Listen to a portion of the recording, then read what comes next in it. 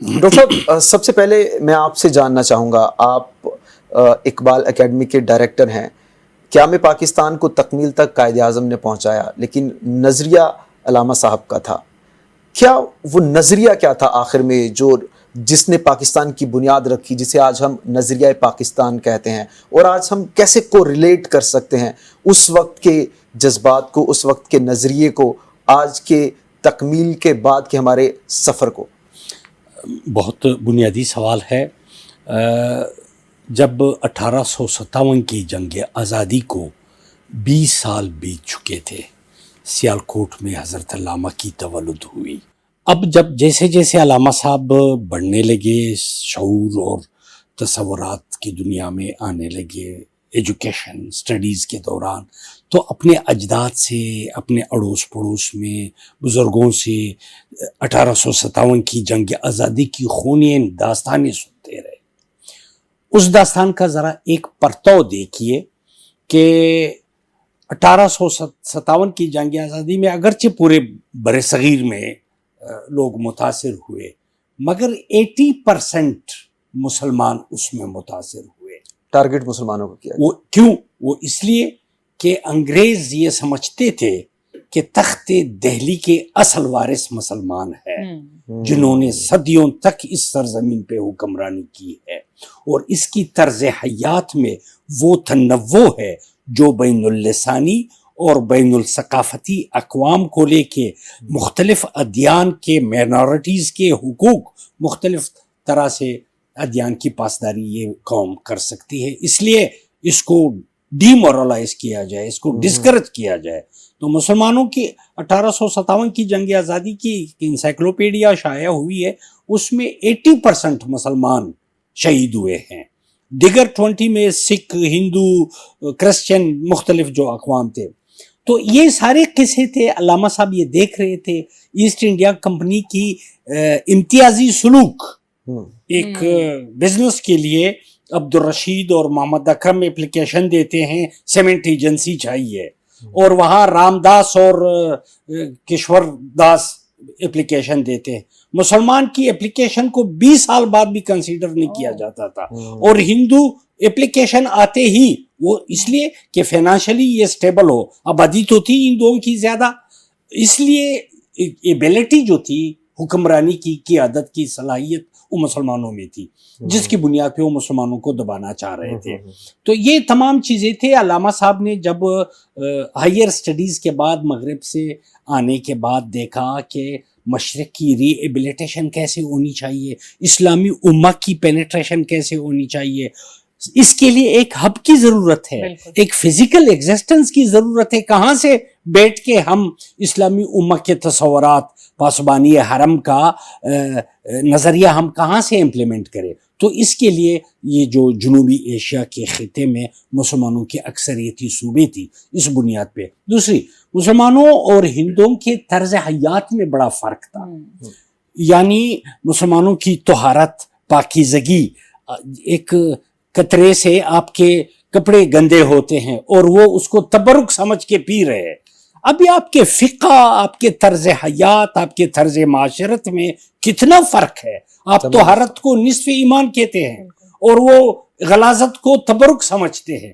تو اس وجہ سے یہ بیلنس نہیں ہو پا رہے تھے، جس کی بنیاد پہ علامہ صاحب نے وہ تصور پیش کیا، اور تصور سے تعبیر تک کا سفر قائد جیسے رہنما نے سر انجام دیا. تصور کو عمل میں ثابت کر کے پریکٹیکل اپروچ کے ساتھ ایگزیکیوشن، قائد اعظم محمد علی جناح کی بصیرت افروز قیادت نے مسلمانوں کو اکٹھا کر کے عملاً جدوجہد کے ساتھ وہ تصور شرمندہ تعبیر کر دیا. بالکل. کیسے صاحب، جیسے ڈاکٹر صاحب نے ہمیں ہسٹری ساری بتائی ہے کہ پاکستان کن کن پوائنٹ سے گزر کے ہمارے بزرگوں نے بنایا. یوتھ، آپ کیونکہ سوشل کمنٹیٹر ہیں، تو یوتھ کے بارے میں آپ کیا کہیں گے؟ ان کو یہ سمجھنا کتنا امپورٹنٹ ہے؟ تو ہمیں یوتھ کو بتانا یہ صرف یہ کہیں، جب تک آپ پاکستان کی کہانی کو ایک ماضی کا قصہ سمجھیں گے، آپ ایک سائیکولوجیکلی ایک ڈسٹنس پہ رہیں گے، اس لیے کہ you are reading somebody else's story. لیکن اگر یوتھ کو یہ بتائیں کہ تم وہ مستقبل ہو جس کے لیے وہ قربانی دی گئی تھی، تو وہ اس کہانی کو پھر پڑھتے نہیں ہیں صرف، بلکہ خود کو اس کہانی کا کردار سمجھتے ہیں، اور یہ ہم نے ان کو بتانا ہے. This is why it is so important.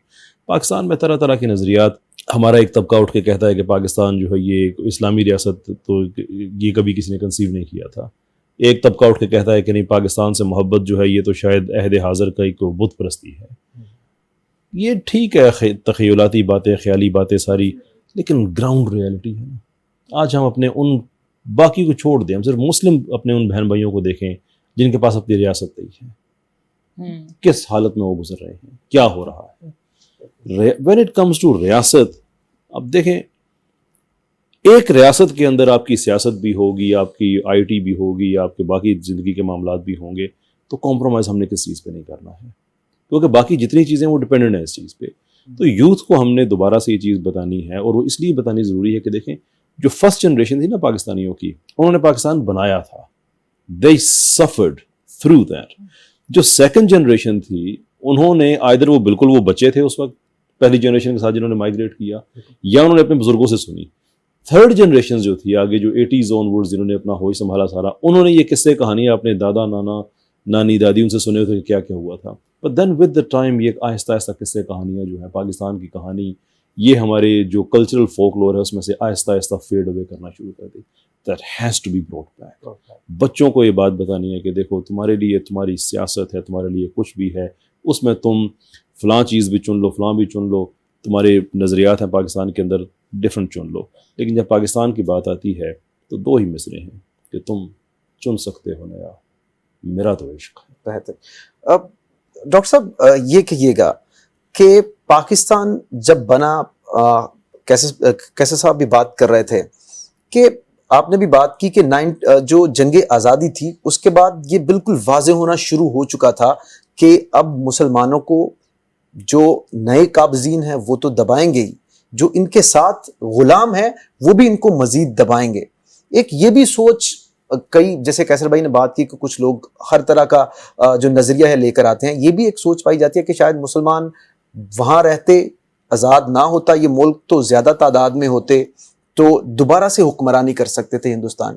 آپ سمجھتے ہیں کہ یہ پاسبلٹی تھی؟ کیونکہ جیسا آپ نے بتایا کہ جنگ آزادی کے بعد، 1857 کی جنگ آزادی کے بعد تو جو سلسلہ شروع ہو چکا تھا، اس کے بعد میرا نہیں خیال کہ کبھی بھی مسلمان دوبارہ اپنا سوشل حیثیت جو ہے، جو معاشرتی حیثیت ہے، وہی بحال کر پاتے. آپ بجا فرما رہے ہیں، یہ وہ نقطہ تھا جس پہ ہمارے زعما سنجیدگی سے سوچنے لگے. دیکھیں ہم اور آج آپ وہ کسی ہسٹری کے طور پہ یاد کرتے ہیں، مگر وہ پریکٹیکلی بھگت رہے تھے. وہ جو جیسے کیسر صاحب نے گراؤنڈ ریئلٹیز، اب اس سرزمین کو آتش کی شدت کا پتہ ہوگا جس پہ وہ جل رہا ہے. آج ہم دیکھ رہے ہیں، اور مجھے آج sir sorry to cut you off, سب سے زیادہ شدت سے احساس ہو رہا ہے جب ہم کوریج بھی کر رہے ہوتے ہیں، موب لنچنگ ہو رہی ہے، مسلم خواتین کے سکارف کھینچے جا رہے ہیں. دیکھیں گورے تو چند ہزار آئے تھے، لیکن وہ اپنی امپلیمنٹیشن اپنے ان کارندوں سے آگے بڑھا رہے تھے.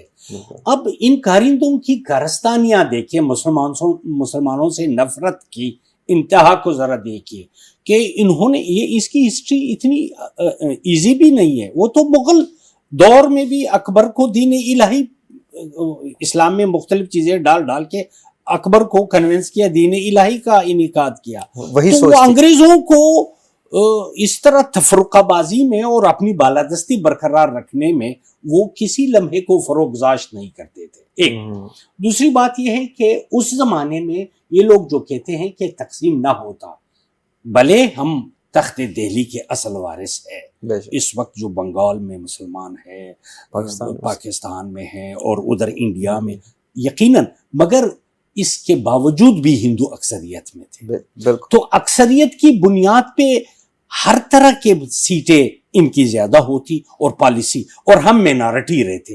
ہم اپنے تشخص کو برقرار نہیں رکھ پاتے. اس بنیاد پہ ہمارے زعما نے ریفارمسٹ موومنٹ چلائے، educational reform movement, political reform movement. اس وقت ایک آپ دیکھیں علی گڑھ کی داغ بیل مسلمانوں کی فراست کا نتیجہ تھا.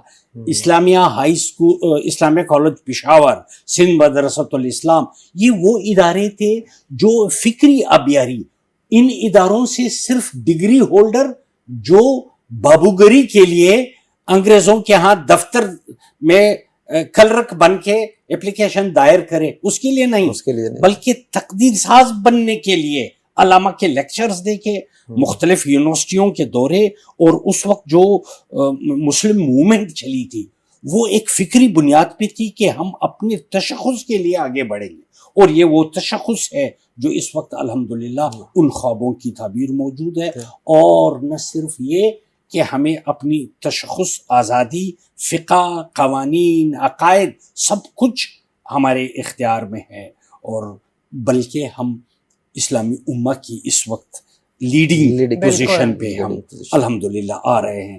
علامہ صاحب نے آج سے 100 سال پہلے فرمایا تھا کہ عالم ہما ویران گشت زی چنگیزی افرنگ، معمار حرم باز بتامیر جهان خیز، از خواب گران خواب گران خواب گران خیز۔ مسلمان نوجوان اٹھیے، ملت کفریہ اس عالم خاکی کو کھنڈر بنائے گا، اے معمار حرم اٹھیے اور اس عالم کی جہان خاکی کی تعمیر نو میں اپنا کلیدی کردار ادا کرے۔ اور پاکستان جس نہج پہ ابھی جا رہا ہے الحمدللہ ثم الحمدللہ، باوجود اس کے کہ داخلی اور خارجی بے تحاشا مشکلات سے ہمیں دوچار کیا گیا ہے، معاشی مشکلات دیگر، لیکن بئی ہما الحمدللہ ہمارے صاحبان فراست اور صاحبان ویژن وہ اس نہج پہ جا رہے ہیں کہ انشاءاللہ جنوبی ایشیا کے اور پوری اسلامی مڈل ایسٹ امت کے لیڈنگ بالکل پوزیشن پہ پاکستان آ رہا ہے۔